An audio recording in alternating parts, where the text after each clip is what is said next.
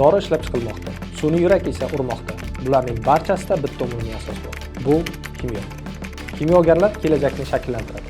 Siz ulardan biri bo'lishni xohlaysizmi? Qaysi kasb egasi bo'lmoqchisiz? Kardioxirurg, kardiolog. Shifokor bo'lish maqsadim bor. Biologiya va kimyodan dars beruvchi o'qituvchi bo'lmoqchiman. Doktor, kardioxirurg. Doktor.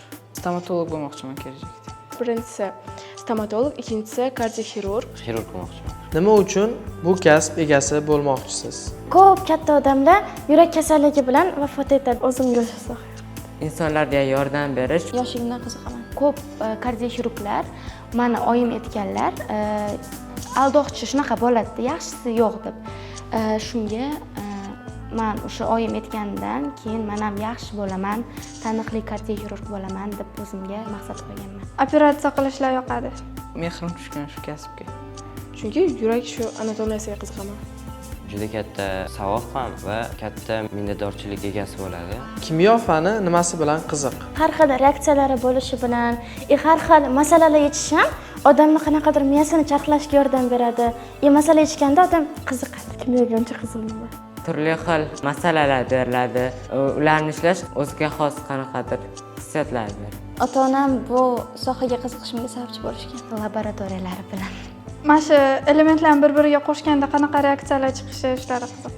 Tajribalari bilan qiziq. Reaksiyalar sodir bo'lishi bilan qiziq. Reaksiyalar, reaksiyaga kirishuvchi moddalar, undan chiquvchi mahsulotlar. Kimyo fani sizning yo'nalishingizda nima uchun kerak deb o'ylaysiz? Ko'p kerak. Bilmayman.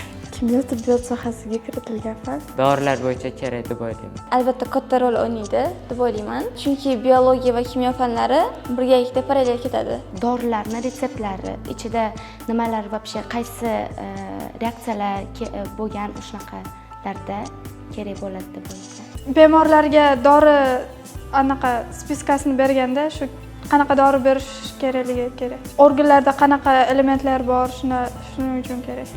Juda katta kerak bo'ladi. Chunki men har xil misol uchun preparatlar tayyorlaganda men ularni odam organizmiga qanaqa ta'sir qilishini bilishim kerak-da. Buning uchun kimyo kerak bo'ladi menga. Testdan o'tish uchun kerak.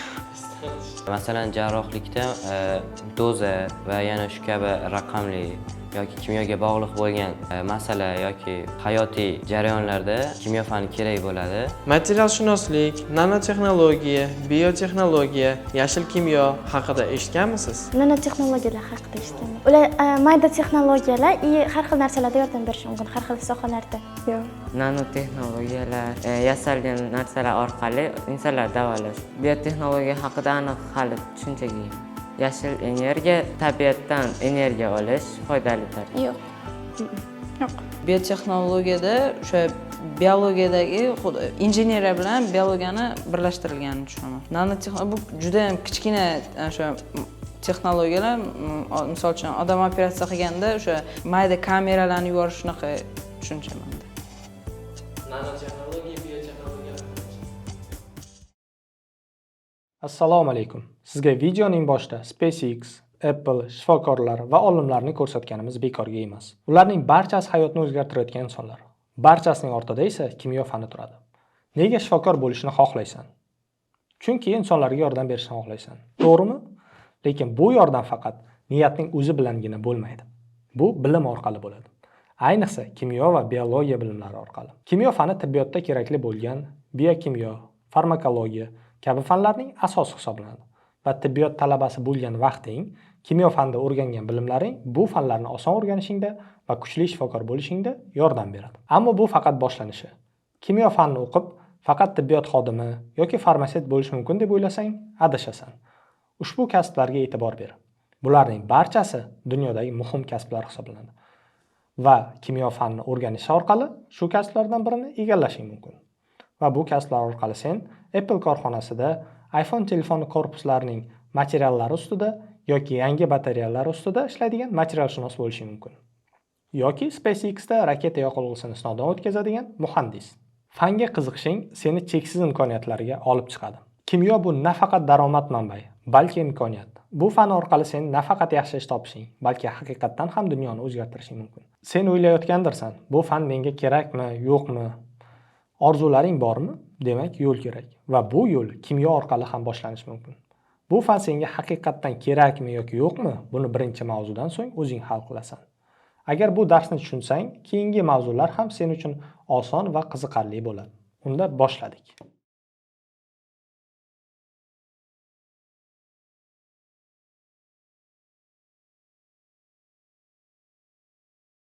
Assalomu alaykum o'quvchilar.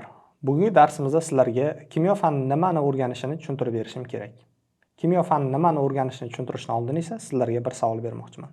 O'zi istalgan fanni nima uchun o'rganamiz deb o'ylaysiz? Keling, buni tushuntirib beraman.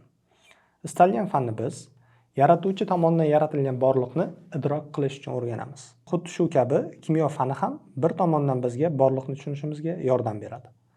Borliq so'zini ko'p eshitganmiz, lekin bu so'zni hamma ham to'liq tushunavermaydi. Hamma sizga tushunarli bo'lishi uchun borliq tushunchasini tushuntirishdan boshlayman. Borliqni oddiyroq tushuntiradigan bo'lsam, barcha bor bo'lgan narsalarga borliq deyiladi.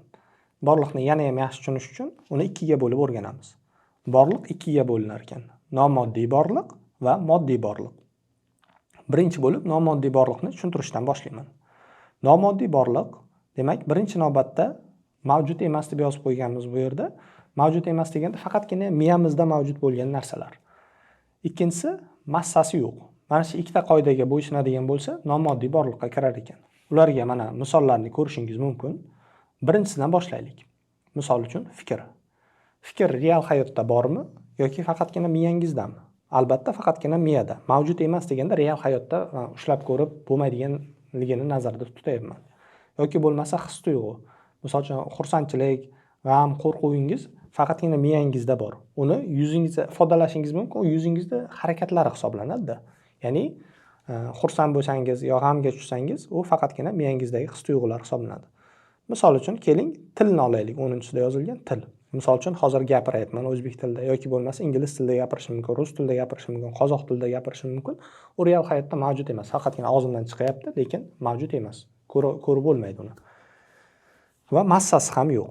Yoki bo'lmasa matematikani olaylik. Matematika misol uchun faqatgina miyamizda hisob-kitob qilamiz. 4 × 7 necha? 28. Demak, mavjud emas va massasi ham yo'q. Misol uchun hisobladim 4 × 7 28. Mana shu 28 necha kilogramm keladi desa, massasini ayta olmaysiz. Demak, bu nomoddiy borliq ekan. Nomoddiy borliq tushunarli bo'lgan bo'lsa, moddiy borliq haqida tushuntiraman. Endi moddiy borliqni tushuntirib beraman. Moddiy borliqning ikkinchi nomi materiya deb atalinar ekan. Nomoddiy bilan moddiyni farqlashning oson yo'li shunchaki massasiga qaraysiz. Nomoddiy narsalarning massasi bo'lmas ekan, moddiy demak borliqni massasi bo'lar ekan. Demak, moddiy borliqqa nimalar kiradi? Birinchi navbatda moddiy borliq mavjud. Ikkinchisi massasi bor. Biz ko'rinadi, ko'rinmaydi degan tushunchani ishlata olmaymiz. Chunki misol uchun ko'rinmaydigan narsalarning ham massasi mavjudda. Misol uchun havo bizda mavjudmi, mavjud emasmi? Albatta havo mavjud. Faqatgina bizga ko'rinmaydi, ko'zimiz bilan ko'ra olmaymiz. Massasi ham bor. Shu uchun bular moddiy materiyaga kiradi. Moddiy materiallarga nimalar kiradi desa, demak, boshlaymiz. Birinchisi sayyoralar, quyosh, oy, yer, kiyim-kechak, avtomobil. Mana bu yerda misollar berilgan, qaraydigan bo'lsangiz. Oddiy qilib aytadigan bo'lsak, massaga ega bo'lgan eng kattasidan tortib eng kichik narsagacha, demak, moddiy materiyaga kirib ketar ekan. Misol uchun mana shu partamiz ham, mana shu notebookimiz ham, misol uchun galaktikalar, sayyoralar hammasi moddiy materiya ekan. Demak, siz moddiy materiya bilan nomoddiy borliqni tushundingiz deb o'ylayman. Demak, borliq ikkiga bo'ldik, nomoddiy va moddiy. Nomoddiy faqat miyamizdagi yoki bo'lmasa gaplar, so'zlar, shunga o'xshagan narsalar massasi bo'lmas ekan. Moddiy materiya esa massaga ega bo'lgan narsalar. Ular hayotda mavjud ekan.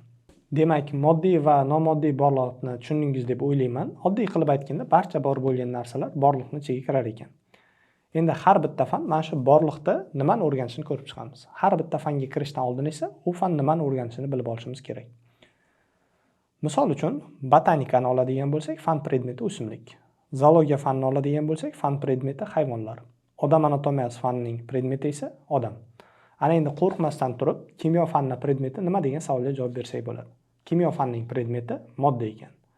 Yaxshi, kimyo fani moddani o'rganar ekan. Modda o'zi nima va u borliqda qayerda joylashganligini ko'rib chiqamiz. Demak, borliqda, moddiy borliqda massaga ega bo'lgan narsalarni ko'rsa bo'ladigan ikki qismga bo'lib olsak bo'ladi. Demak, birinchisi jism va ikkinchisi modda. Demak, ko'rsa bo'ladigan narsalarni ikkiga bo'lamiz, jism va moddaga. Biz kimyo fanini o'rganish uchun jism va moddani bir-biridan juda yaxshi farqlay olishimiz kerak. Chunki jism va moddani bir-biriga o'xshab ketadigan joylari bor. Shularni aralashtirib yubormasligimiz kerak. Jismning tarkibi modda hisoblanadi. Keling, jismdan boshlaymiz. Ta'rifi bo'yicha o'zgarmas aniq shaklga va massaga ega bo'lgan ma'lum bir vazifani bajaradigan narsalarga jism deyiladi. Oddiyroq qilib aytadigan bo'lsak, atrofimizdagi narsalar jism deb aytiladi. Misol uchun, notebook, parta, avtomobil, o'simliklar, hayvonlar va hokazo. Undan tashqari sayyoralar, quyosh, oy barchasini jism deb ataymiz. Rasmda jismga ayrim misollarni ko'rishingiz mumkin. Demak, jismning ta'rifida 3 ta xususiyat keltirildi. Shularni eslab qolsak bo'ldi. Birinchisi o'zgarmas shakl ekan. Demak, jismlarda shakl o'zgarmas bo'lar ekan. Misol uchun, ayni shu rasmdagi piyola shaklini olaylik. Boshqacha bo'lib qolishi mumkinmi? Albatta yo'q. Ikkinchisi massasi. Misol uchun, siz devorga boshingizni urib oldingiz va boshingiz ustida multfilmlar kabi yulduzchalar aylandi. Shu yulduzchalarni jism deya olasizmi desak, siz yo'q deb aytishingiz kerak. Chunki xayollaringiz real hayotda qandaydir massaga ega bo'lmaydi. Massasi bo'lmagandan keyin xayollaringizni jism deya olmaysiz. Biz shu sababli ham mavzuni boshida xayollaringizni nomoddiy borliqqa kiritgan edik. Uchinchisi, demak, ma'lum bir vazifani bajarish kerak. Misol uchun, mana shu piyola yordamida suvni yoki choyni ichishda foydalanamiz. Demak, jism bo'lish uchun shu 3 ta shartni bilib olishingiz kerak bo'ladi. Demak, jism tushunarli bo'lgan bo'lsa, sizga bitta savol beraman. Fan yuzasidan olganda odamni jism deb atasak bo'ladi. Agar videoni YouTube orqali ko'rayotgan bo'lsangiz, videoni pauza qilgan holatda javobingizni izohda qoldiring. Demak, izohga javob yozgan bo'lsangiz, davom etamiz. Jism tushunarli bo'lgan bo'lsa, jism va ularning tarkibi bo'lgan moddalarga misollar keltiramiz. Chap tomonda jismlar va o'ng tomonda ular qanday moddalardan tashkil topganligi ko'rsatilgan. Keling, ularni bittalab tahlil qilib chiqamiz. Birinchisi qalam. Qalam jismining tarkibi, demak, ustki qismi yog'ochdan tashkil topgan bo'ladi. Ichida qora qism joylashgan bo'ladi. Yozadigan qismi bu grafit, o'chirgichi bo'ladigan bo'lsa, boshchasida bu rezina va usti qandaydir rang bilan bo'yalgan bo'lsa, u bo'yoq qismi bo'ladi. Demak, mana shu 4 tala modda yig'ilib qalam jismini tashkil etadi. Ya'ni tayyorlanadi. Ikkinchisi stol. Stolimiz yog'ochdan, mana bu kabi stolimizda yokida bo'lmasa plastikdan tashkil topgan bo'lishi mumkin. Shisha stakan. Shisha stakanning tarkibi, demak, shisha bo'ladi. Temir mix. Temir mixning, demak, moddasi bizda temir. Alyumin bankachasi. Demak, hozirda har xil energetiklar sotiladi yoki bo'lmasa gazlangan ichimliklar solib sotiladi alyuminiy bankachalarda, bilasiz. Uning tarkibi, demak, alyuminiy moddasidan tashkil topgan. Telefon. Telefon, demak, sal murakkabroq tuzilma. Uning tarkibi ko'proq moddalardan tashkil topgan bo'ladi. Mana bu yerda ayrim qismlar keltirilgan. Misol uchun, telefonning qaysidir qismi plastmassa bo'ladi. Misol uchun, korpusi, misol uchun hozirgi chiqayotgan iPhone'larda metalldan tashkil topgan bo'lasiz. Qaysidir qismi shisha bo'ladi, demak, ekrani asosan shishadan tashkil topgan bo'ladi. Va uning tarkibida silikon, undan tashqari, misol uchun, batareykalari litiy bo'ladi va boshqalar bo'lishi mumkin. Misol uchun, non oladigan bo'lsak, non ham, demak, jism, ma'lum bir shaklga ega. Undan, demak, tarkibi un, suv, tuz, xamir turishgan. Yana bu yerda ayrim misollar keltirilgan, uni mustaqil ravishda o'zingiz ko'rib olsangiz bo'ladi. Siz jism va moddalarni deyarli taxminan farqlay olishni tushundingiz. Jism bu aniq shakli va hajmi bor bo'lgan narsa. Uni ushlab ko'rish, o'lchash mumkin. Modda esa bu jismlarni tashkil qiluvchi tarkibiy narsa ekan. Keling, sizga yana ham tushunarli bo'lish uchun ularning farqlariga to'xtalib o'tamiz. Demak, birinchi farqi, jism aniq shaklga ega bo'ladi, mana ko'rib turganingizdek. Modda esa aniq shaklga ega bo'lmaydi. Masalan, muzg'ish so'zini eshitgan zahoti muzg'ish aniq bir shakli ko'z oldingizda gavdalandi. Bu esa uning jism ekanligini bildiradi. Yoki suv modda yoki jismmi degan savolga javob topish juda oson. Suvning aniq bir shakli bormi? Yo'q. Suv har qanday shaklini oladi. Demak, suv modda. Ikkinchi farqi. Jism mustaqil holda biror vazifani bajaradi deb aytdik. Modda esa bajara olmaydi. Masalan, alyuminiy bu modda. Alyuminiyning o'zi hech qanday aniq vazifani bajarmaydi. Lekin alyuminiydan qilingan idishlar yoki buyumlar, masalan, qoshiq yoki sim biror vazifani bajaradi. Misol uchun, alyuminiydan tayyorlangan qoshiq yordamida ovqat iste'mol qila olasiz. Demak, jism mustaqil holatda ham biror vazifani bajaradi. Modda esa yo'q. Modda ma'lum vazifa bajarish uchun unga biror shakl berib, jismga aylantirib olishimiz kerak bo'ladi. Yokida unga boshqa moddalarni qo'shib, jism tayyorlab olinadi. Uchinchi farqi, jismning nomi aytilgan vaqtda ko'z oldingizda biror bir aniq shakl gavdalanadi. Moddaning nomi aytilganda esa shu nomga aloqasi bor bo'lgan ko'plab jismlar shakllanadi. Sizga biror nom aytilsa va u jism yoki moddami deb so'ralsa, o'sha nomga diqqat qiling. Agar u nimanidir tarkibini ifodalasa, u modda bo'ladi. Takrorlayman, nimanidir tarkibini ifodalayaptimi, demak modda bo'ladi. Masalan, plastmassa desa, bu modda hisoblanadi. Chunki ko'z oldingizga plastmassa degan vaqtda plastmassa qoshiq, plastmassa quvur va boshqa plastmassa buyumlar keladi. Demak, siz eshitgan nom bir necha jism tarkibida bo'lishi mumkin bo'lsa, u modda bo'ladi. Yoki siz eshitgan nom tarkibni emas, balki shaklni ko'z oldingizda gavdalantirsa, u albatta jism bo'ladi. Masalan, koptok deyilganda siz darhol uning ma'lum bir shaklini tasavvur qilasiz. Bu esa koptokni jism ekanligini bildiradi. Mavzu shu joyigacha sizga tushunarli bo'lsa, savollar orqali bilimlaringizni tekshirib olamiz va umumlashtirib olamiz. Siz uchun qiziqarli va ayyorona savol. Tomchi jismmi yoki modda? Yaxshilab o'ylab javobingizni izohda yozib qoldiring. Undan tashqari, osonroq misollar orqali mavzuni tushundingiz yoki yo'q, keling xulosa qilib olamiz. Quyidagi jadvaldagi moddalarni jism va moddaga ajratib chiqing. Faqat jadvalda jism va modda bo'lmaganlari ham bo'lishi mumkin. Ularni nomoddiy borliqqa kiritib keting. YouTube orqali ko'rayotgan bo'lsangiz, izohga javoblaringizni yozib keting. Biz jism va moddani farqini o'rgandik. Lekin moddaning o'zi ham kichik zarrachalardan tashkil topgan. Misol uchun, muzg'ich jismini oladigan bo'lsak, u suv moddasidan tashkil topgan. Siz suv moddasini formulasini H2O ekanligini eshitgan bo'lishingiz kerak. Suv moddasi bu ko'plab suv molekullarini yig'indisi hisoblanadi. Ya'ni bitta donasi molekula bo'lsa, minglab yoki milliardlab suv molekullari birlashib suv moddasini tashkil qiladi.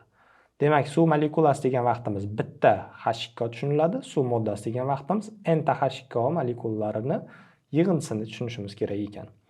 N istalgan katta son bo'lishi mumkin. Bu suvning kam ko'pligiga bog'liq. Suv molekulasi esa o'z navbatida ikkita vodorod, mana ko'rib turibsiz, ikkita vodorod va bitta kislorod atomidan tashkil topgan bo'ladi. Molekula va atom haqida, mana bu ikkalasi haqida keyingi darslarimizda batafsil o'rganamiz. Sizga hozir qisman tushunarli bo'lgan bo'lsa, bo'ldi. Kimyo fani aynan modda va uning ichidagi molekulani, atomlarni o'rganar ekan. Demak, kimyoga ta'rif beramiz. Kimyo moddaning tarkibini, tuzilishini va xossalarini hamda ularni bir turdan boshqa turga o'tishini o'rganadigan fan ekan. Bu ta'rif kimyoning mazmunini yoritib beradi. Shu sababli ta'rifni tushunib yota olishingiz kerak. Ta'rifdagi aytilgan qismlarning har biri alohida katta mavzular hisoblanadi. Va bularni kimyo darslarimiz davomida sizlarga to'liq va oson shaklda o'rgataman. Lekin hozir ta'rifini tushunishingiz uchun har bir qismga alohida to'xtalaman. Suv moddasi qo'limda deb tasavvur qiling. Moddani nimasini o'rganar ekanmiz? Demak, birinchi bo'lib tarkibini o'rganar ekanmiz. Suv moddasi H2O molekullaridan tashkil topgan. Buni aytib o'tdik. Molekullalar esa vodorod va kislorod atomlaridan tashkil topgan. Demak, tarkibi qanday o'rganilishi tushunarli. Ikkinchisi, demak, tuzilishi. Har bitta moddaning o'zining tuzilishi bor. Misol uchun, suvning tuzilishi quyidagicha. Ya'ni ikkita vodorod atomi kislorod atomiga birikkan. Bu eng sodda tuzilishlardan bittasi hisoblanadi. Siz murakkab moddalarni shunaqa ko'rinishdagi katta tuzilishini televizorda yoki darsliklarda ko'rgan bo'lishingiz mumkin. Ular ham oson, faqat moddaning tuzilishi uchun ajratilgan mavzularimizda ularni mohiyatini batafsil tushuntirib beraman. Yaxshi. Uchinchisi xossalari ekan. Xossalari deganda nimani tushunishimiz kerak?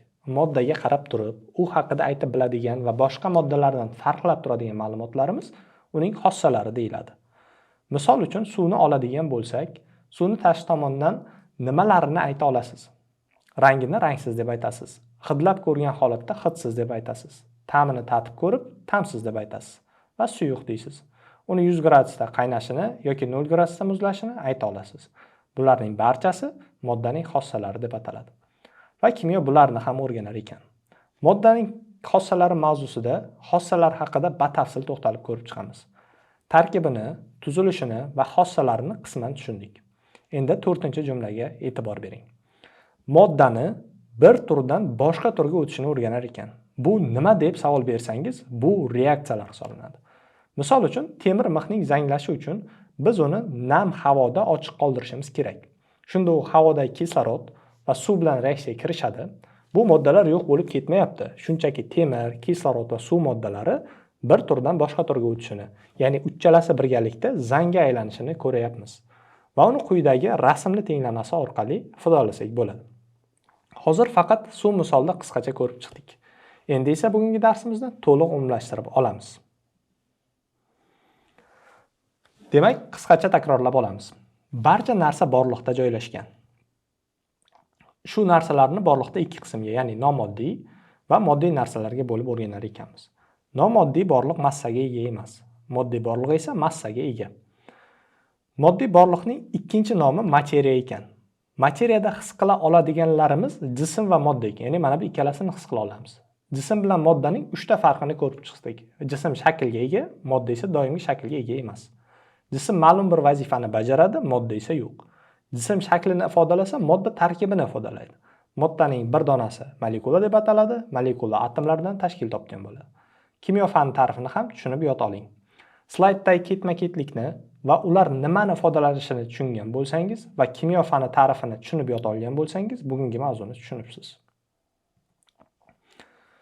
Mavzularimiz endi o'rganayotgan o'quvchilar uchun ham, oldin tayyorgarlik ko'rgan o'quvchilar uchun ham birdek mo'ljallangan.